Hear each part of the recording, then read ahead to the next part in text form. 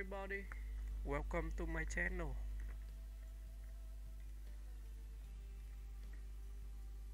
Deborah Kerr was a celebrated Scottish-born actress known for her poise, elegance, and emotional depth across a remarkable career that spanned over 4 decades in film, television, and stage.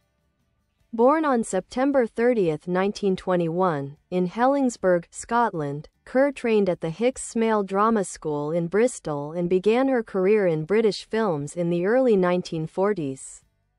She quickly rose to prominence for her beauty and talent, becoming a symbol of refined femininity and grace. Early career and breakthrough. Kerr's early British films, such as Love on the Dole, 1941, and The Life and Death of Colonel Blimp, 1943, showcased her versatility and dramatic capabilities. Her success in the UK led to a contract with MGM in Hollywood, where she transitioned to American cinema. She was often cast as the dignified, proper lady, roles that matched her refined British demeanor but occasionally typecast her. Hollywood stardom. In the United States, Kerr became a major star throughout the 1950s and 1960s. One of her most iconic roles came in From Here to Eternity, 1953, where she shed her prim image in a bold performance opposite Burt Lancaster. Their passionate beach kiss became one of the most famous scenes in cinema history. This role marked a turning point in her career and earned her one of her 6 Academy Award nominations for Best Actress. She went on to star in several acclaimed films including The King and I, 1956, opposite Yul Brynner, where she played Anna Leonowens, a role requiring grace, charm, and strength. An Affair to Remember, 1957, a beloved romantic drama with Cary Grant.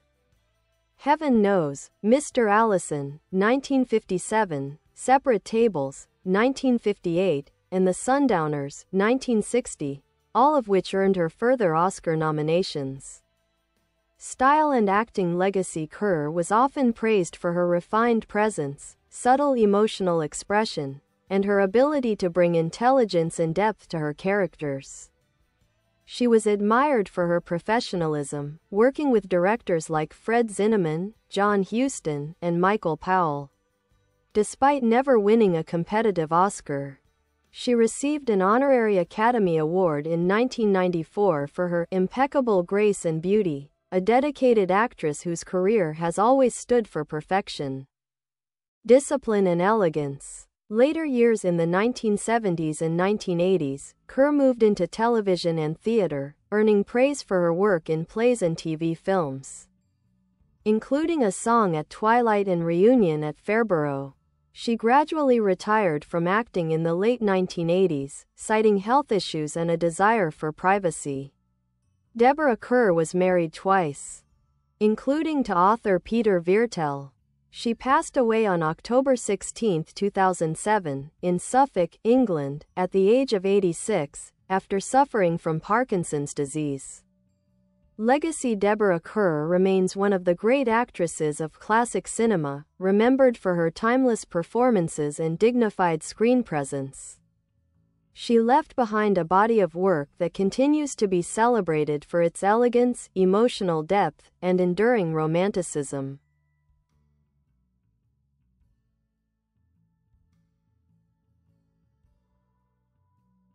Deborah Kerr's legacy is deeply woven into the golden age of cinema, and her contribution to both British and Hollywood film is significant for her subtle artistry and remarkable range.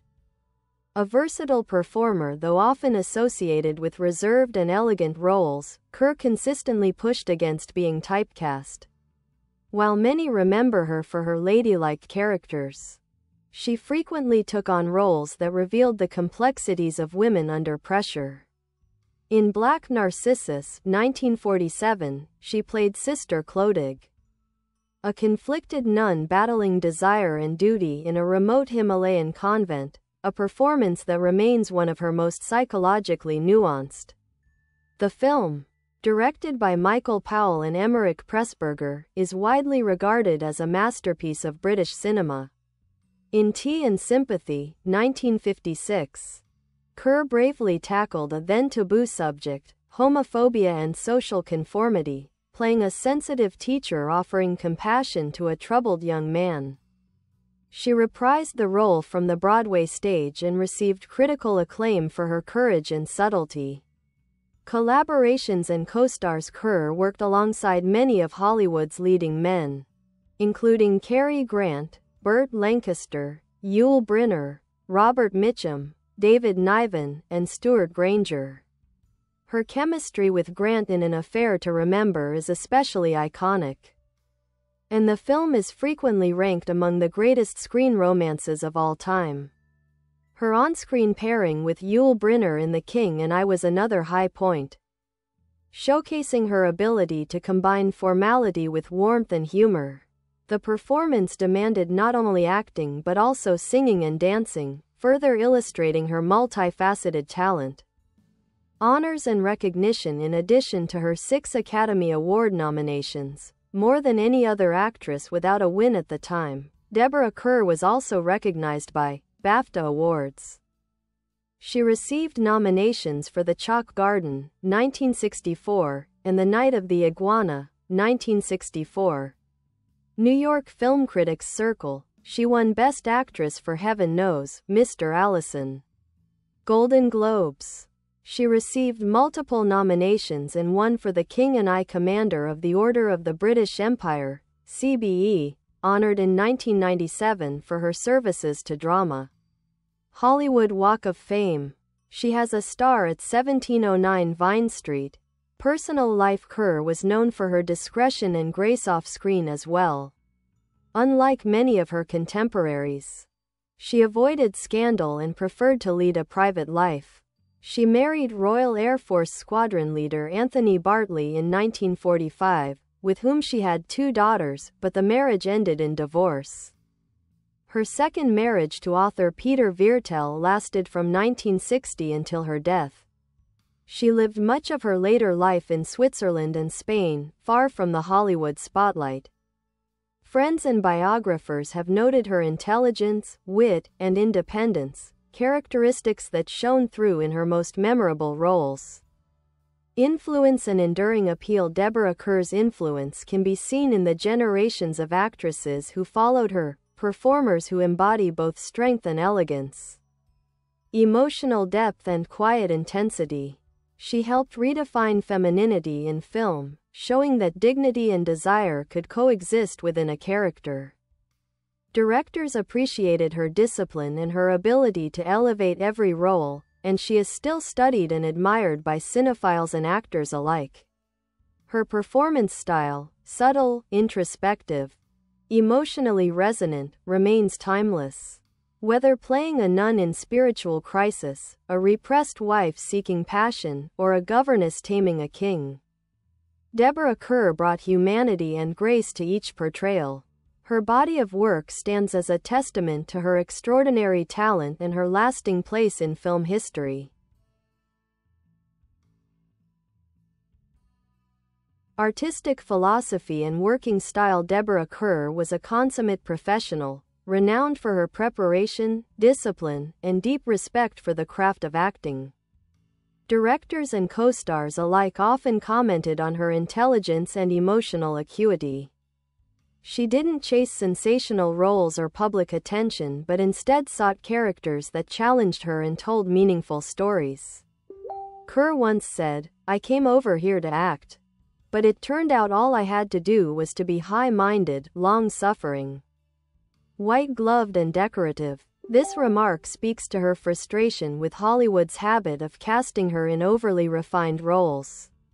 Despite this, she consistently imbued even the most conventional characters with dignity, inner conflict, and emotional intelligence. Later stage work and television. In the 1970s, Deborah Kerr turned increasingly to the stage and television, allowing her to work on more intimate and character-driven projects. She starred in Edward Albee's Seascape on Broadway in 1975 and toured with Noel Coward's Present Laughter. Her stage work demonstrated her ability to command attention without the tools of film editing or cinematic spectacle. She earned an Emmy nomination for A Woman of Substance, 1984. A British-American miniseries based on the Barbara Taylor Bradford novel. This role introduced her to a new generation of viewers, showcasing her capacity to age gracefully and portray older women with the same emotional nuance she had as a young star. Physical presence and symbolism. Kerr was strikingly tall, poised, and articulate, physical qualities that lent her a regal presence, but also helped convey the internal fortitude of her characters. She often played women who bore emotional burdens silently, characters who endured, adapted, and ultimately triumphed not through dramatic confrontation but through quiet strength and integrity. In a way, she became a symbol of restrained emotion, a counterpoint to the more extroverted performances of many actresses of her era. Her legacy is inextricably linked to the idea that a performance could be as powerful in stillness as in speech. Feminine complexity in her roles. A key hallmark of Kerr's career was her commitment to portraying complex women, women torn between duty and desire, public roles and private needs. Some notable examples: in The Innocents, 1961. She played a governess convinced that her young charges are possessed, a psychologically rich horror story that allowed her to explore themes of repression, fear, and ambiguity. In The Night of the Iguana, 1964, based on the Tennessee Williams play, she portrayed a gentle, philosophical artist, a counterweight to Ava Gardner's earthier character, bringing quiet spiritual depth to the story. These films not only confirmed her dramatic skill but helped expand the types of roles available to women in mid-century cinema, setting a precedent for more mature, layered female protagonists. Relationship with audiences. Kerr cultivated a screen persona that audiences found deeply relatable. She wasn't the unreachable glamour goddess of 1950s Hollywood, rather, she was the woman of intelligence, empathy, and quiet elegance. This relatability helped her sustain a loyal fanbase for decades. Even in romantic dramas like An Affair to Remember, her vulnerability and sincerity resonated. It's why her work has remained beloved across generations. Her characters felt real, lived in, and emotionally accessible. Death and tributes. When Deborah Kerr passed away in October 2007, tributes poured in from around the world. Film historians and critics praised her range and class, while contemporaries remembered her as a dignified, gracious colleague. Her death came just weeks after that of her An Affair to Remember co-star Cary Grant's widow, Barbara Harris, a poignant reminder of the passing of an era. Conclusion: the enduring legacy of Deborah Kerr. Deborah Kerr's legacy is one of intelligence, emotional resonance, and classic elegance. She straddled two film cultures, the British studio system and Hollywood's golden age, bringing a rare refinement to every role. Whether portraying nuns, schoolteachers, lovers, or aristocrats, she infused each part with soul and substance. Though she never won a competitive Oscar, her work stands as a masterclass in subtle, emotionally rich screen acting. Kerr didn't need grand gestures or sensational scripts to make her mark. With grace, gravitas, and an unerring sense of truth, she became one of cinema's most enduring icons. She remains, to this day, the epitome of timeless class in film.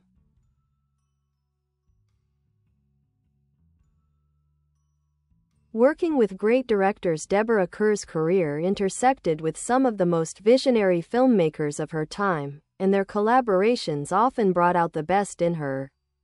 Michael Powell and Emmerich Pressburger, Black Narcissus, 1947, remains one of the defining British films of the post-war era.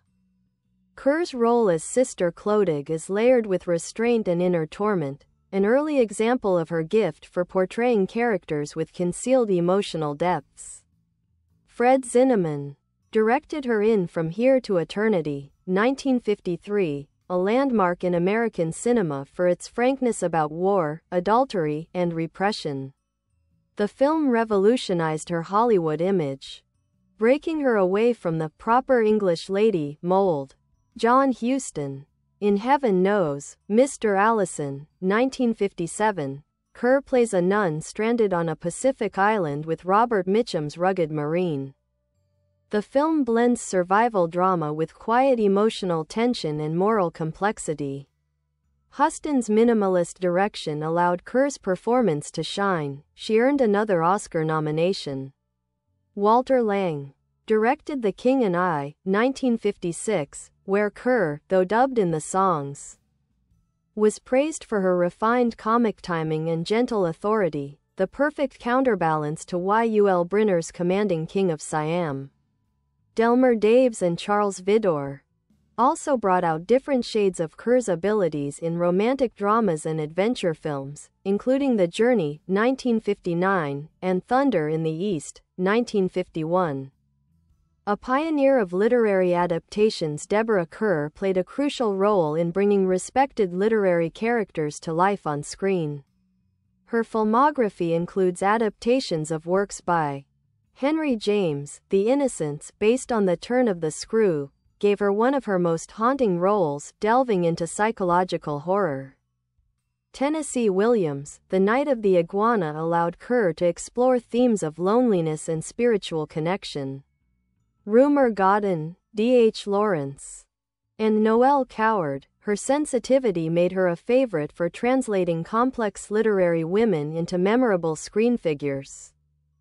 Her ability to embody characters from high literature with emotional clarity and elegance helped elevate the perception of actresses as serious artists, not merely romantic leads. Hollywood's greatest also ran. Deborah Kerr is famously remembered as the actress who received 6 Academy Award nominations for Best Actress without winning once, a record that she held for decades, until finally receiving an honorary Oscar in 1994. This recognition was long overdue, honoring not just a single performance but a body of work that exemplified grace, discipline, and emotional truth. During her honorary Oscar presentation, actor Glenn Close described her performances as possessing a rare and perfect blend of strength and sensitivity. The tribute underscored how Kerr's influence extended beyond the screen. She represented an ideal of quiet strength and moral conviction.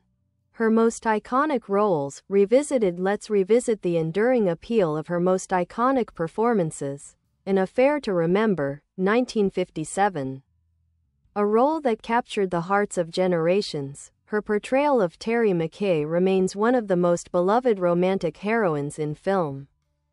The story's emotional crescendo hinges entirely on Kerr's quiet intensity and vulnerability.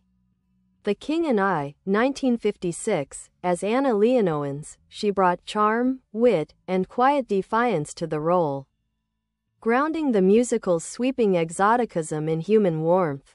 Her verbal sparring with Yul Brynner became legendary. From Here to Eternity, 1953. Her transformation from ladylike roles into a passionate, defiant woman, Karen Holmes, proved she had far greater dramatic range than Hollywood initially granted her. Black Narcissus, 1947. One of her earliest and most complex performances, the embodiment of repressed sensuality and spiritual crisis. Her cultural legacy. Deborah Kerr's impact wasn't just cinematic, it was cultural. She stood for integrity and artistry. She never accepted a role she felt was beneath her, choosing quality over fame. Strength through restraint. In a time when overt melodrama was common, she chose underplayed, emotionally truthful performances. A model for generations, actresses like Meryl Streep, Cate Blanchett, and Emma Thompson have all drawn from the style of acting Kerr helped define: elegant, cerebral, and emotionally rich. Her influence is especially strong among British actresses, who have inherited the tradition of intelligent, articulate performance that Kerr helped pioneer on both sides of the Atlantic.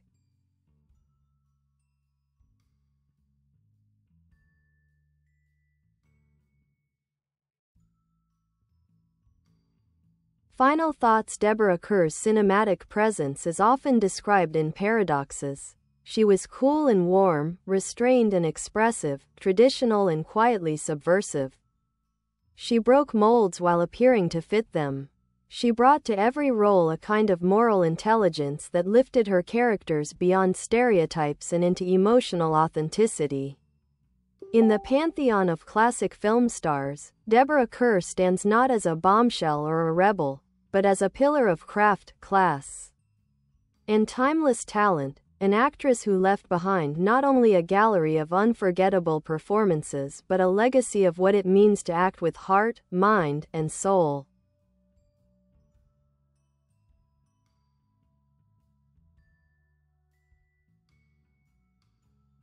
An actress of emotional precision. One of the most distinct aspects of Deborah Kerr's acting was her extraordinary emotional precision. Unlike many of her peers who emphasized theatrical delivery or overt dramatics, Kerr could shift the entire emotional weight of a scene with a glance, a pause, or a slight inflection of voice.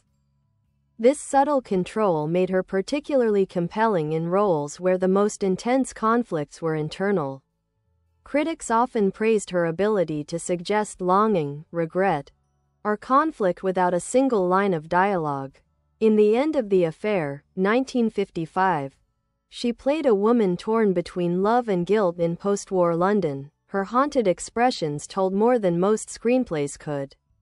Her restraint was never cold. It created a richer tapestry of human experience. Audiences could project themselves onto her characters, making her performances not just impressive but deeply relatable.